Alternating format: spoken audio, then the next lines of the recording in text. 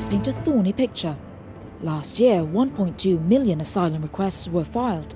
More than 5,000 people were reported dead or missing trying to get to Europe.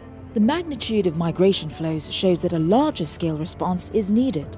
Purtroppo l'attuale sistema di ripartizione dei rifugiati ha fallito.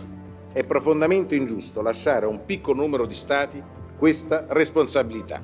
La solidarietà è la base del nostro stare insieme. Ecco perché serve intervenire e agire immediatamente.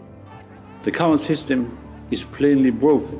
Procedures are too complex, too lengthy, and applicants are not treated the same way in each member state. Sharing the burden was a key message of this migration conference hosted by the European Parliament. Most recently, EU leaders adopted a decision to stem the flow of migrants along the central Mediterranean route. A pool of European border and coast guards was created. Systematic checks at external borders were agreed late last year. But the crux of the matter is this: cutting the problem at the roots. Quarto punto: rimuovere le cause che spingono o costringono a partire.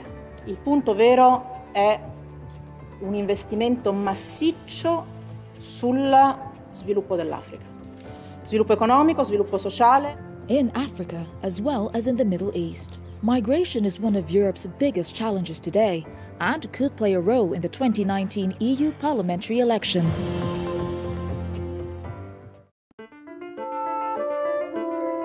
Women have played a major role in building the EU, though their hard-earned victories were not always known. During the turbulence of World Wars I and II, many women fought for human rights with remarkable courage. Between the wars, journalist and politician Louise Weiss made her voice heard, pleading for a lasting rapprochement and peace between France and Germany. Irena Sendlerova, serving in the Polish underground in German-occupied Warsaw in World War II, smuggled 2,500 Jewish children out of the ghetto, providing them with shelter and new identities. When World War II gave way to communist rule in Eastern Europe, Elisabeta Rizea became a symbol of the Romanian resistance, aiding anti-communist groups through communications and supplies, for which she was imprisoned for a total of 12 years. Later, as sciences and civil society continued to evolve, women empowered Europe to expand its leadership role. In 1979, Simone Veil became the president of the first elected European Parliament, opening the door for more women to serve in high-level European political roles. Sofia Corradi, an Italian professor of lifelong learning, conceived the Erasmus programme, launched in 1987, enabling thousands of students to travel and learn throughout Europe. With new opportunities in the 21st century, women are accessing all lines of work. Spanish executive chairwoman Ana Patricia Botín pushed the Santander Group to be the first bank to trial Bitcoin-based money transfers, and in 2014 became the first woman to head the largest bank in the Eurozone. A pioneer in the music field, Finnish conductor Susanna Malki has been chief conductor of the Helsinki Philharmonic Orchestra since 2016. Today, women are helping to build the Europe of tomorrow, consolidating the achievements of the past and strengthening its foundations for the future.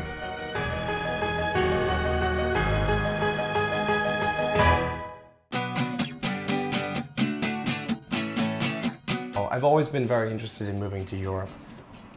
I think a lot of it has to do with the quality of life here as well. An American citizen, Jason Kramer, was offered a job by a Belgian pharmaceutical company in 2014.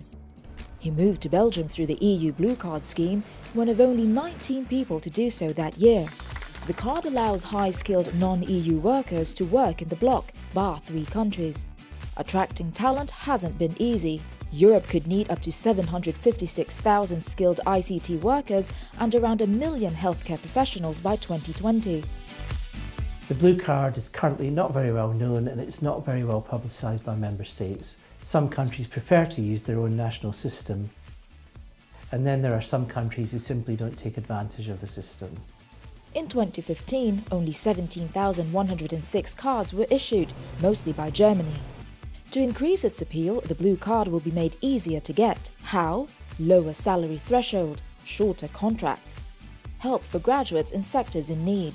This is a scheme which will not be about mass migration, it will be about targeted migration to fill a skills gap. With the revised Blue Card, Europe hopes to win over more of the world's best and brightest.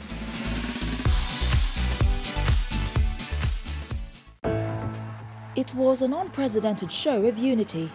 The 2015 Paris Climate Agreement, the world's answer to climate change. The US may have withdrawn from the agreement, but others are sticking to the plan. The EU has ambitious goals in reducing greenhouse gas emissions, a cut of 40% by 2030 compared to 1990 levels across all sectors. It's a tall order, but not impossible. MEPs are combing through the effort sharing regulation, the centerpiece of Europe's efforts to implement the goals of the Paris deal, covering up to 60% of total EU emissions. This will include sectors such as buildings, agriculture, waste management, small industry and transport, industries not covered by the 2005 emissions trading system. We have to take climate change even more seriously than we're already doing. We have to step up our efforts in Europe as well in order to stay within the boundaries of the Paris Agreement. As the name implies, each EU country will carry their fair share of the burden. Binding national targets will be set. Wealthier nations have to cut more, poorer countries will get some leeway. The European Parliament insists that common climate goals should precede national interests. The law aims to cut up to 100 million tons of CO2 emissions, a gargantuan task to put Europe well on its way towards a low-carbon economy.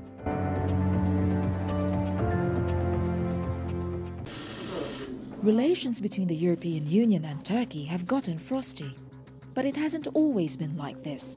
The two strategic partners work closely together in trade, security, and more recently in managing migration flows. Negotiations on Turkey's accession into the EU have been ongoing since 2005. So what's caused the tension between the two sides as of late? MEPs are increasingly worried about the violation of fundamental rights in Turkey. After a failed coup last year, Turkish President Erdogan declared a state of emergency, which is still in place. Lawyers, academics, journalists have been arrested, civil society groups and media outlets shut down. You cannot just sit around, wait. The EU has to speak out, and that is what this parliament is doing. In November 2016, Parliament called for a temporary freeze on EU accession talks if things didn't improve. Erdogan won a constitutional referendum in 2017, granting the presidency sweeping new powers. If Turkey would reintroduce the death penalty again, if they bring this constitutional package into force, there can be no other consequence than to stop talking about integrating Turkey into the EU. That doesn't mean we should stop all forms of cooperation. MEPs are keeping a close eye on developments in the country and will push for suspension of accession talks if conditions deteriorate.